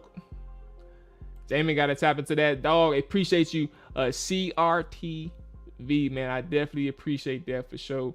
Let me go ahead and where's my boy at? Because I got somebody else that want to tap in to the morning show. My good man. Let me see which one he about to use. I just seen he pop up with 2. All right, there we go. I see you, big dog. Let me go ahead and get him looped in right quick. Let me get that boy looped in right quick. There you go. There he go, the big dog. Alex, how you feeling, bro? I'm good, man. I'm just tapping with you at work, man. Just loving the show, man. Energy is dope right now. How you feeling? I'm all right, man. I can't complain, bro. Hey, listen, for those who don't know, bro, I'm tapped in. I'm up at 4 o'clock in the morning every day, bro. So this ain't nothing to me. I get my cups of coffee, I take a deep breath, and then we get started, bro. It is what it is, man. So I love it, bro. I appreciate you tapping in, man. I saw that comment about that Jamin Davis thing. Got tapping to that dog, man. What's on your mind today? What's on your mind this morning? What's going on with all things Man, Commanders? honestly, I know you flown, man. You mentioned some of the players that we think about really want to see. Your boy said that he didn't really see much of a top 10 corner out of William Jackson. And I took his last season with a grain of salt because he was really learning the position, or not learning the position, but more so learning how to play zone. Because he was really more of a man guy throughout his years in high school, college. So this year with us, it was really an adjustment. And he mentioned that Tampa game was really where it clicked for him. And you saw that. It was one of his more effective games. So I'm saying with this coming up season, having that continuity in the full season, understanding the zone concepts, we should see a better version of it all the way through. And I'm excited about that. I'm at work, so you know how it's flowing. Nah, you good? Hey, yeah, handle your business, bro. Yeah. And I just speak on my side like that. It's funny that you mentioned that Tampa game because that was one of the last games that I seen before I took a break. I had to do another scouting report on a Saints player. But the defense in that game in particular, like these guys were confusing the hell out of Tom Brady, bro. And I love to see it. Like they were playing on one accord. These guys understood what the responsibilities were. They played a lot of invert coverage, and I don't know if people understood how that was confusing Tom Brady. Like that, it was a reason why. Now a lot of people, it's two things that I'm about to say. It was a reason why Tom Brady was getting the ball out of his hand pretty quickly than normal, and he wasn't really challenging downfield as often as you would imagine that Tom Brady would against a secondary like ours that's getting cooked. But these guys were on one accord. They had safeties safeties coming down in the cover two hook zones, and then also had the cornerbacks like Kendall Fuller, who we all said should be playing safety at times. They had Kendall Fuller rotating as the deep second, the second guy that will be playing along Bobby McCain in terms of the two deep safeties and things like that. And the rotating coverages was fucking Brady up. And I don't think that he was expecting that from us, because that was the first time I seen them run so much inverted cover two situations, and William Jackson was holding his own on his side. It was impressive, man. But I think that he's a new guy that I do understand him when he says that he was struggling and that he was getting better, and why that Tampa side clicked for him. But I also want to see if what he's saying to us is just lip service, because I did hear things weren't looking too good in OTAs and minicamps.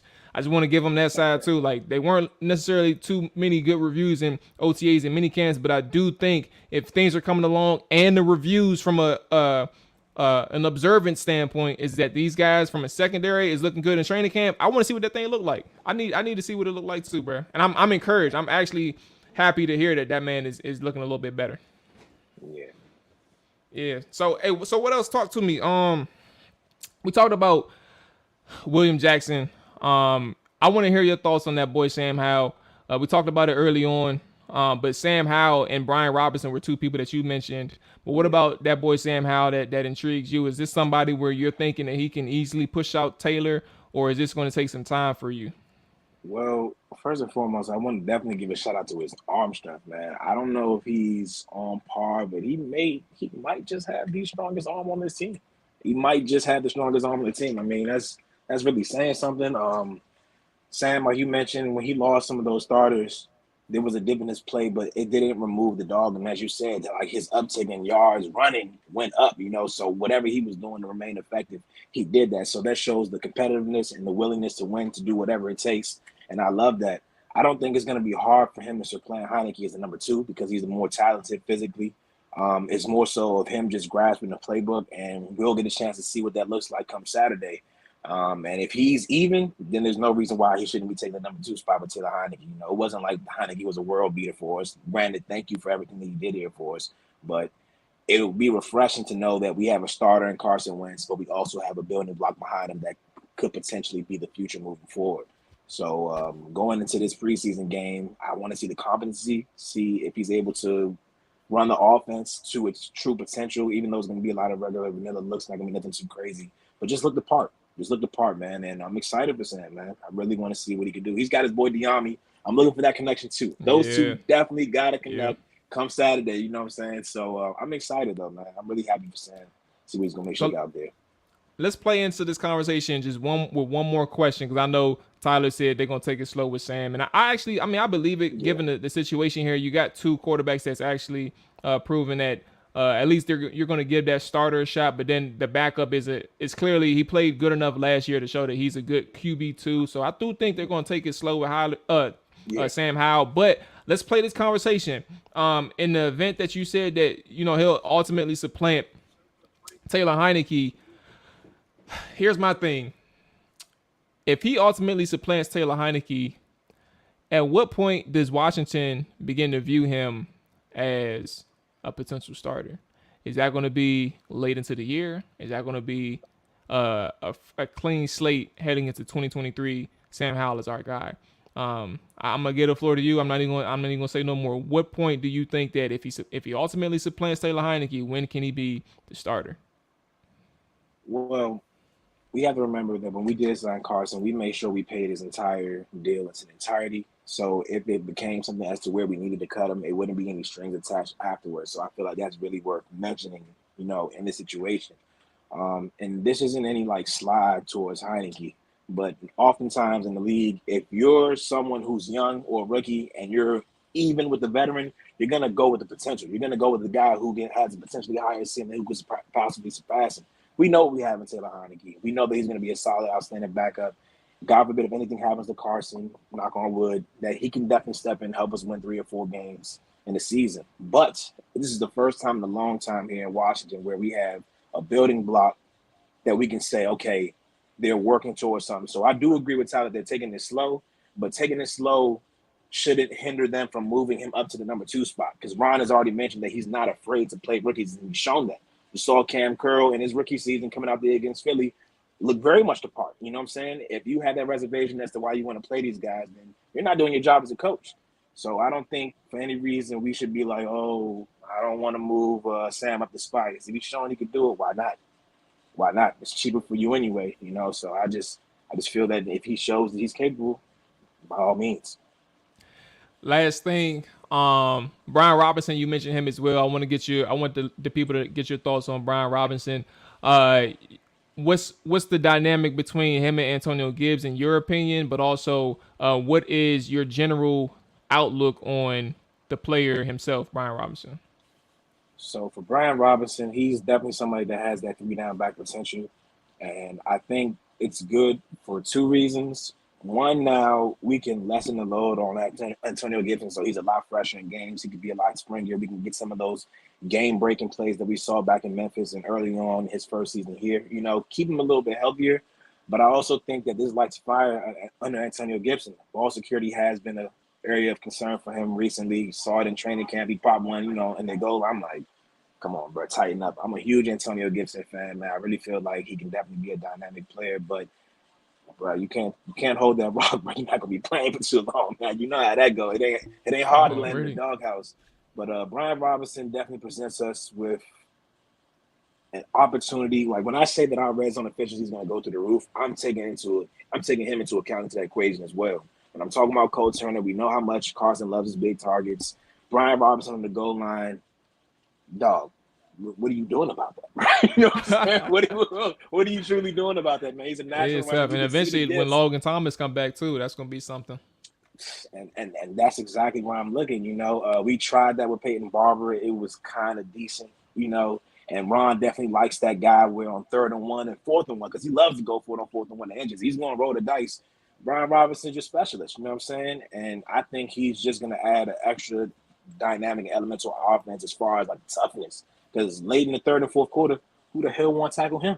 You know what I'm saying? Number 8 running. He had an interview this week too that he said that like his favorite player or something that reminds him, or a player that reminds him of himself, is Adrian Peterson. Like that's who he models his game after. Can you imagine? And he rolled for a dude that's 6'2", man, 6'1", whatever. Like that's a horse coming at you, bro. Man, I'm mad, bro. Yeah. You can tell. Hell yes. Are you going to the game tomorrow? I'm definitely going to the game tomorrow. Free game in America. Hey, do you got season tickets? No, I don't. But I make sure the Okay. games I'm going to go to. I'm literally right by the stadium. So when the game kicking off tomorrow, me and my Yeah. show, I'm walking right up there, man. It's right behind I my house. say I remember you told me that last year too about Yeah, that distance, bruh. Hey, so what yeah. what games you got in mind? Definitely going to the season opener. Uh-huh. This year, I'm definitely going to try. I haven't been to a Dallas Commanders or Skins game, however you want to spend it. Commanders Cowboys game It's ever. been a So little minute, huh? Oh, you yeah, not I've never been. ever. I've never been to all the other divisional opponents I've been to. Definitely gonna go for that one. Um, I'm hoping. I don't know if Deshaun Watson's gonna be playing by the time we play the Browns. He might his suspension might come into play around that time, but that's definitely one I want to see too. We don't really have any like crazy quarterbacks that we are playing this year. Off the Yeah, let me top of look at the my head. schedule. We Yeah, got we A might. Rod.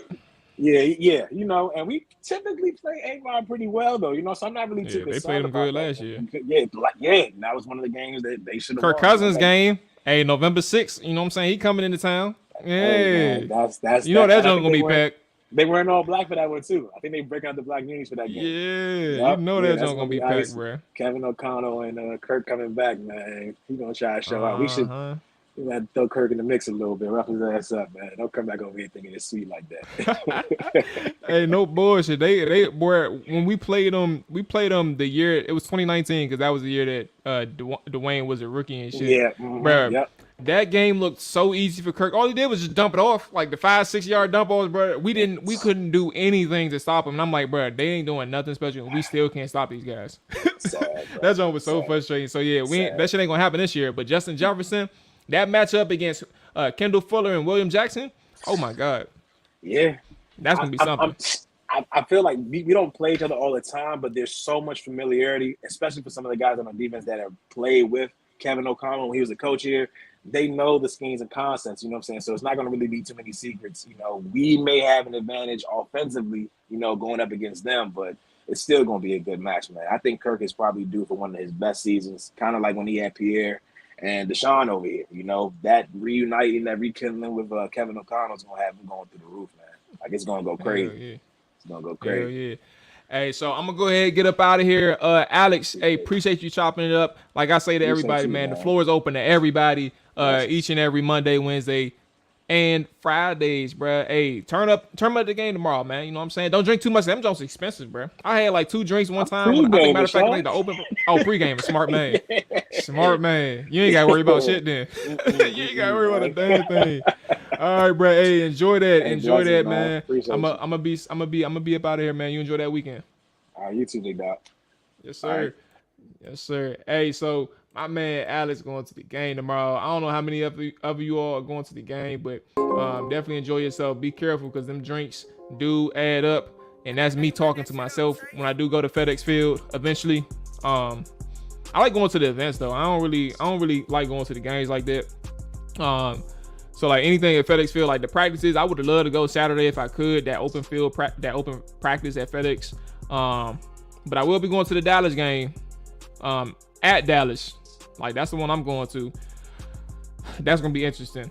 Okay, so I know we talked about William Jackson. I know we talked about Jamin. Who was this that mentioned? Here it is right here. Gerard Gardner. I don't know nothing about that guy, but I'm gonna say if he shows out, my man Tyler on YouTube got me hit to him. J Tizzle. We'll make sure that he tells us. Marcus checked in too, bruh. My bad I didn't show you earlier. I did see it. I want to see our backup linebackers because that concerns me. Okay, backup linebackers. Yeah, man, this is gonna be. I'll make sure I didn't overlook everything else. Okay, Shaka Tony. We talked about Shaka. I think we good, y'all. I think we are good. Market Mitchell, yeah, man. Hey, this is a good show. Hey, hopefully, I think AG will be used. Oh, for real? I'm gonna call you JT then, cause I got the U in my name. You know that. But yeah, hey, that's what's up though. J Tizzle. Okay. So yeah, man. Hey, that's it for us today. Look, it's 9 o'clock. You know what I'm saying? We about to go ahead and get our day started over here. Same with y'all, I know. But listen, man, appreciate y'all tapping in. Appreciate whichever way you're listening. If you are looking at the playback, man, appreciate you checking in the Washington Commanders Morning Show. Schedule-wise for the people who are new, Monday, Wednesday, Friday, 7 a.m. I was about to say 7 p.m. Monday, Wednesday, Friday, 7 a.m., man.